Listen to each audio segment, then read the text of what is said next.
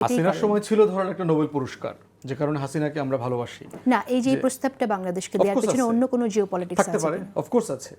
এখানে আপনার lot of issues involve. দেখেন, মানবিক করিডোর দেয়া হবে এরকম কোনো সিদ্ধান্ত নেওয়া হয়নি।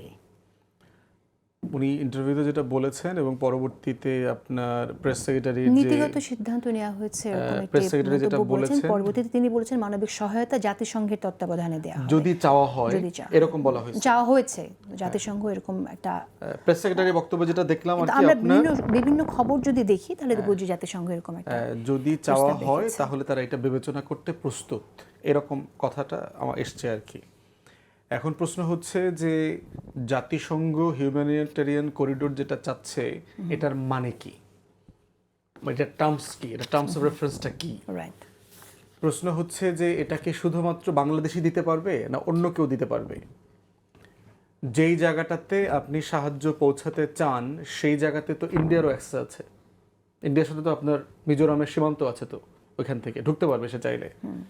তাহলে ইন্ডিয়াকে কেন জাতিসংঘ বলছে না যে স্থলপথে তুমি একটা অ্যাক্সেস দাও এখানে?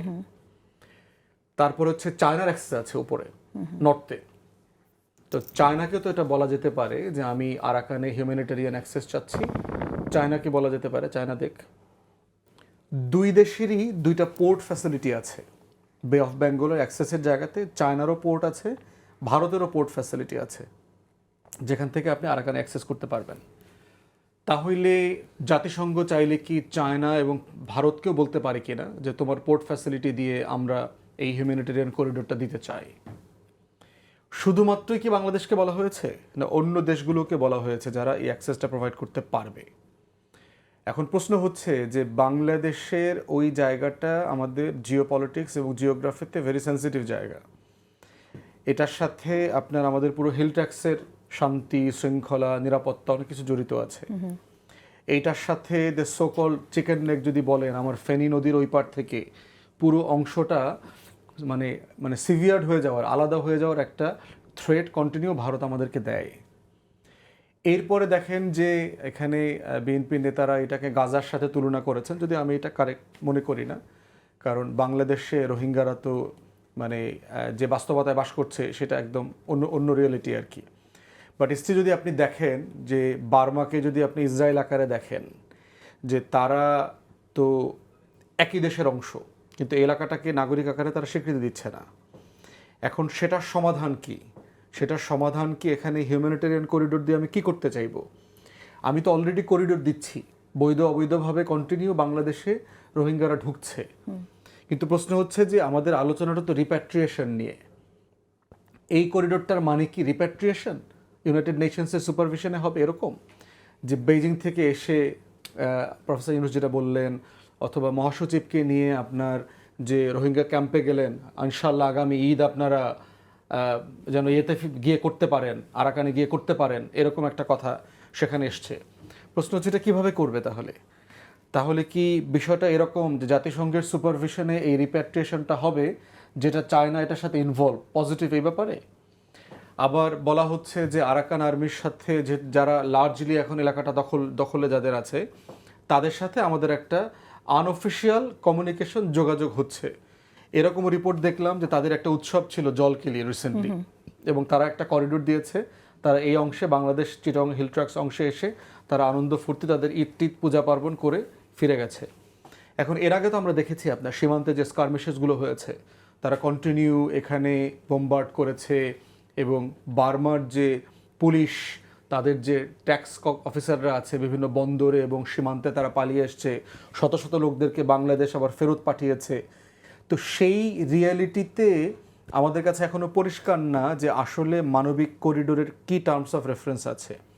যারা আশঙ্কা প্রকাশ করছেন তাদের আশঙ্কা প্রকাশ করা যথেষ্ট ভয়ের জায়গা আছে, এবং সরকার যদি জেনুইনলি একটা মানবিক কাজ করতে চায়, এটার একটা পাবলিক কনসালটেশন হওয়া দরকার পলিটিক্যাল পার্টির সাথে। জিনিস আমি আপনার কাছে জানতে চাই যে জাতিসংঘ বাংলাদেশের কাছে এই প্রস্তাবটা কেন করলো, ইন্ডিয়ার কাছে করেনি, চায়নার কাছে করেনি? এটা আপনার বিশ্লেষণ কি বলে? বড় কারণ হচ্ছে যে বাংলাদেশ ইতিমধ্যে এই বিষয়টাতে মানবিক দরজা খুলে দিয়েছে। 2017 সালে আমরা দরজা খুলে দিয়েছি। হাসিনাকে ধরেন আমরা তো সবাই খুব বেশি করে ভালোবাসি। এখানে অন্য কোনো জিও পলিটিক্স আর ইনভলভ নেই বলে আপনি মনে করছেন, শুধু এটাই হাসিনার কারণ? সময় ছিল ধরেন একটা নোবেল পুরস্কার, যে কারণে হাসিনাকে আমরা ভালোবাসি। না, এই যে এই প্রস্তাবটা বাংলাদেশকে দেওয়ার course পেছনে আছে। অন্য কোনো জিও পলিটিক্স থাকতে আছে পারে, কিনা? অফকোর্স আছে। এখানে আপনার লট অফ ইস্যুজ ইনভলভ। একটা হচ্ছে যে এখানে চায়না কন্টেনমেন্ট পলিসি আছে আমেরিকার, যে চায়নাকে তারা বিজনেসে এবং ট্রেডের যে অ্যাক্সেস আছে, যেটা তারা ইন্ডিয়ান ওশেনে, ভারত মহাসাগর এবং প্রশান্ত মহাসাগরে অ্যাক্সেস করে। চায়নার ম্যাপ যদি দেখেন, যে দুইটা সাগর দিয়ে তারা মহাসাগরে অ্যাক্সেস করে, তার দুইটা হচ্ছে বে অফ বেঙ্গল এবং আরেকটা হচ্ছে সাউথ চায়না সি। এবং আপনি যদি আমেরিকার চায়না কন্টেনমেন্টের যে পার্ল দেখেন, যে পার্লের মধ্য দিয়ে তাদেরকে সে ইয়ে করছে, ঠ্যাক দেওয়ার চেষ্টা করছে, তার অস্ট্রেলিয়াতে বেজ আছে, জাপানে বেজ আছে, তারপরে হচ্ছে সিঙ্গাপুরে আছে, এরপরে হচ্ছে সাউথ কোরিয়াতে আছে, এই পুরোটা দিয়ে ইন্দোনেশিয়া, থাইল্যান্ডে আছে।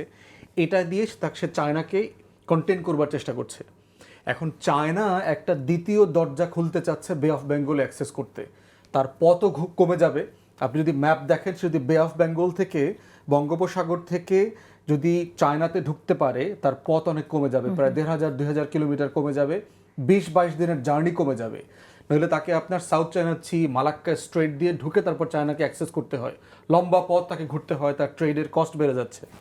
তো সেই জায়গাতে আমরা বোধ করছি যে চায়নার এই অ্যাক্সেসটা আমেরিকা কন্টেন করতে চাচ্ছে তার ইন্ডো প্যাসিফিক পলিসি দিয়ে এবং বার্মা অ্যাক্ট দিয়ে।